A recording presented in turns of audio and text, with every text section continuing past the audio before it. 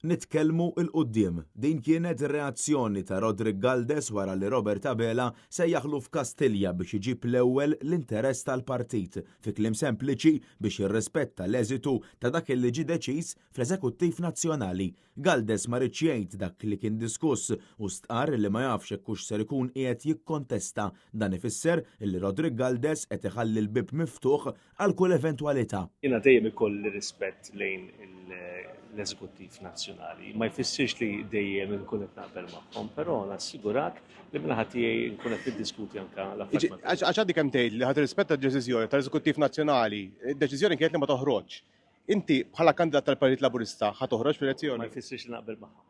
Ħadd toħroġ imma bħala kandidat? Nitkellmu l-qudiem.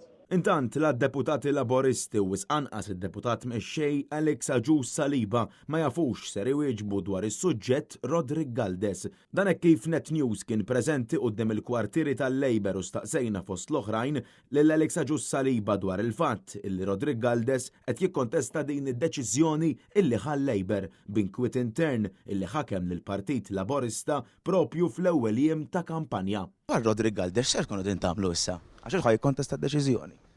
Fuq Rodrik Galdes ittieħed vot fl-Eżekuttiv tal-Partit, il-vot fl-Eżekuttiv tal-Partit huwa vot demokratiku fl-aħħar mill-aħħar. Mhux ħajja ma jibqa' bil-coffee mornings.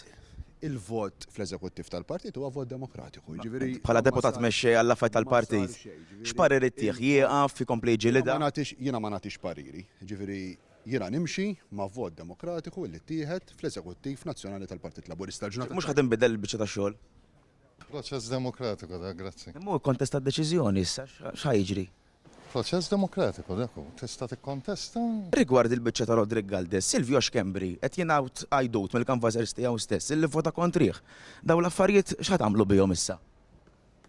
Barra ċentru nazzjonali spikkat il-preżenza ta' Neville Gafà, l-istess persuna li kien tneħħa mill-uffiċċju tal-Prim Ministru Abela ftit wara li tpoġġa mill-ġdid jieħu ħsieb il-customer care u li kemm il-darba tkellem kontra l-istess Galdes. Dwar Rodrik Galdes ġieli kritikajtu inti? Imma m'għandix kummenti x'nagħti. Dwar Rodrik Galdes. Asma m'għandekx kummenti Rodrik Galdes? M'għandix kummenti x'ngħaddi. Diġà għaddejtek. Il-kanvażers tiegħu qed jallegaw li kien hemm min ivvota u ma suppost kellu jivvota. M'għandix kummenti. Aktar tard id-deputat laborista Amanda Spiteri Grek min-naħa tagħha ma kienx komda tirrispondi l-mistoqsijiet ta' dan l-istazzjon u baqgħet ma kkjarifikatx l-allegazzjonijiet illi qed isiru mill-kamp ta' Rodrik Galdes, ċoe illi Silvio Xkembri ħadem biex Galdes ma jitħallix joħroġ bħala kandidat għall-elezzjoni. Vera illi Silvio Xkembri ħadem biex Rodrik Galdes ma jitħallix.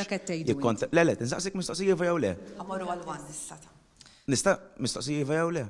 Dak tgħidu inti. Le, mhux jien ngħidu, qed tgħidu kanvażer sa' Rodrik Galdes, jiġifieri vera jew mhux vera allegazzjonijiet daw. Insemmilkom Javier Caruana, One News. Matthew Polidano għal Net News.